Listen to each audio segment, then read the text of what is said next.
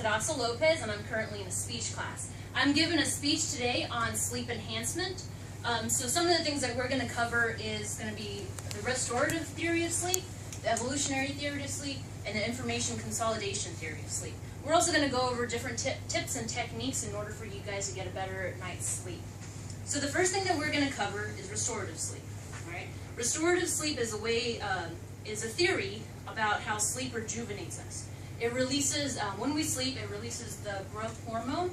So we're able to heal faster, we're able to think better, we're able to just function overall better.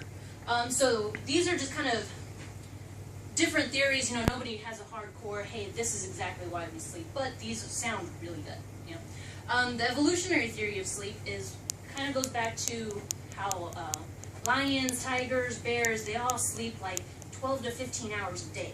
You know, because they're at the top of the food chain. We're at the top of the food chain, but we also have to be pretty productive.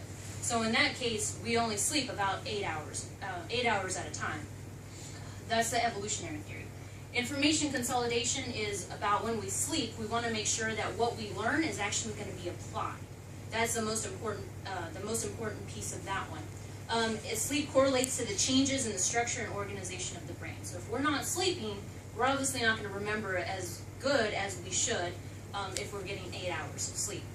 Sleep deprivation also has serious impact to recalled information as well. So we don't want that to happen.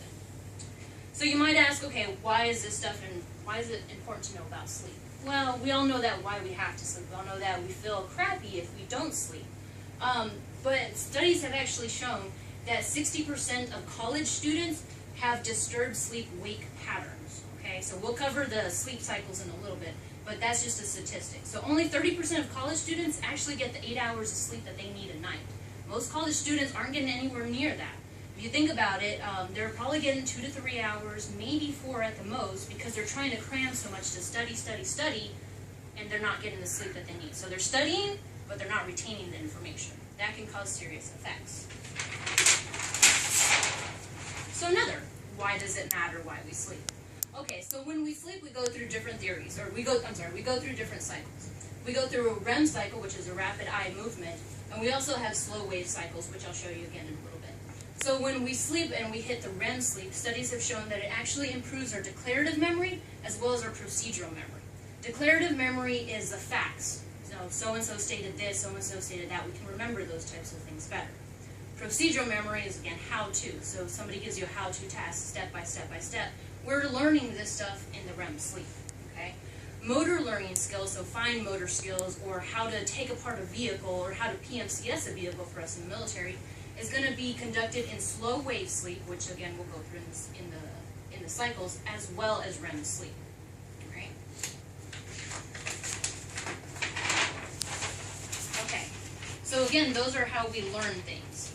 Again, sleep deprivation has many effects on us. So one of the biggest and best ways in order to put these into context is going to be drowsy driving. Drowsy driving causes 1 million crashes, 500,000 injuries, and 8,000 deaths per year. So most of the studies that are shown are about drunk driving. You shouldn't drink and drive, shouldn't drink and drive, shouldn't drink and drive. However, you don't want to drive drowsy either. Let's see here. Dr. Charles Geiser, the director of the Division of Sleep Medicine at Harvard Medical School, states that the National Transportation Safety Board has discovered that fatigue-related crashes are the leading cause of fatal to the driver truck crashes.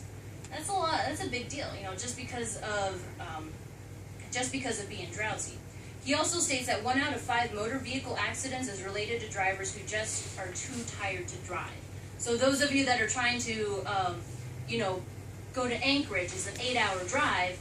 You know, you got to make sure that you have the full 8 hours of sleep before you take that drive, or else you're going to be drowsy, and who knows what could happen. A moose could come out in front, you know, moose in the calf, a bear, who knows what, and your reaction time isn't going to be as fast. So what I was speaking about earlier, this is a very rough diagram of a sleep cycle, okay? So we go through about approximately 6 cycles a night, or you'll see here how the cycles go. It's a little bit hard to see, but we have the stages 1, 2, 3, and 4 are kind of combined, and then we have REM sleep in the middle, okay? So of course, here you are awake, and then you go into the first stage, the second stage, the third stage, and the fourth stage, and you kind of come back up, and you go into REM sleep, and then you kind of keep going. And this happens quite a few times a night. Okay.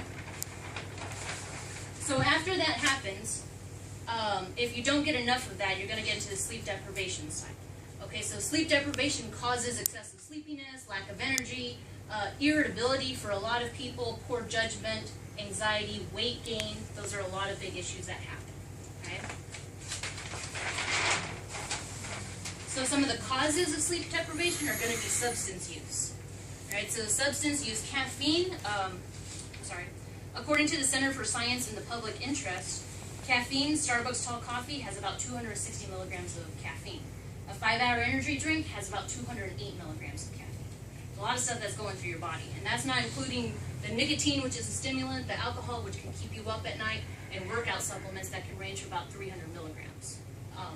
Medications, ADHD medications, as well as antidepressants have a big effect, as well as your bedroom environment and nutrition and exercise. Okay? So, in closing, Dr. Robert Stilgold at the Division for Sleep at Harvard Medicine says, after you have learned something, that memory that you have formed is not in its final form. The brain still has to do a lot of work with that memory to get it into the form where it's going to be useful to you. Your brain will take care of this by itself, and it seems to do most of it while you're asleep. So kind of the point of the entire thing is you need sleep in order to retain any kind of information.